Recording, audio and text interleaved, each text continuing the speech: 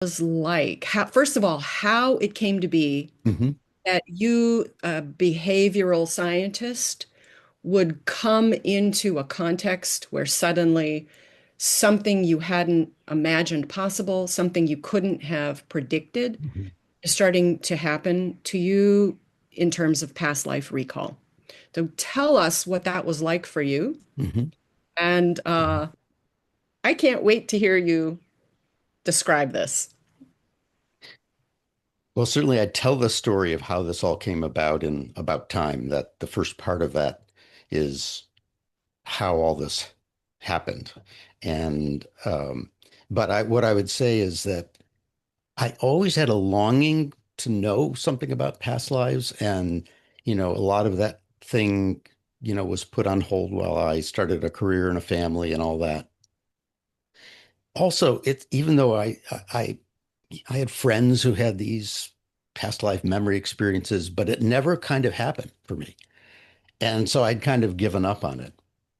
And what I didn't really know and understand until I started working with Rosalind, my teacher of healing, um, was that it took a big group energy field.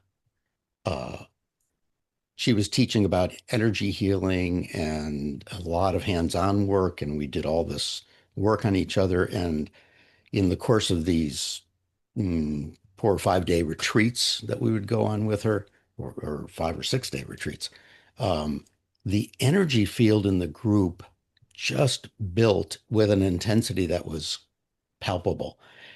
And it was in that circumstance, I think the way I would describe it is that my small mind, who longed for something that I could almost not even describe, but was too small, meaning our consciousness, we don't have the energy to reach into those dimensions of us that have access to these things. And it was only in a big energy field that um, things happened that cascaded these powerful memories, images, um, uh, to me. Um, and then it kind of began to accumulate. Uh, Carol and I would work on each other once a week, do energy work on each other. And in the course of that work, little fragments of things would start to occur, memories of things that were associated with pains that I felt, or all that kind of thing. That's fairly usual in this. Um, but the big one really happened and really took me by surprise, meaning the memories of this time with Edouard. And I described that in About Time, how that happened. And just once that cascade happened over 20 years, 30 years, I just kept accumulating bits and pieces of it until the story started to hang together. Mm. I wonder if the fact that you were longing, you'd been longing and you were aware of your longing, I wonder if that was really helpful in opening this window of awareness and clarity that then came to you. I don't know. My experience with a lot of things, including past life memories, is I had these longings that I didn't know where they came from. Mm. And then I had, searches and disappointment. And usually it was after I gave up, and often years after, that something would occur.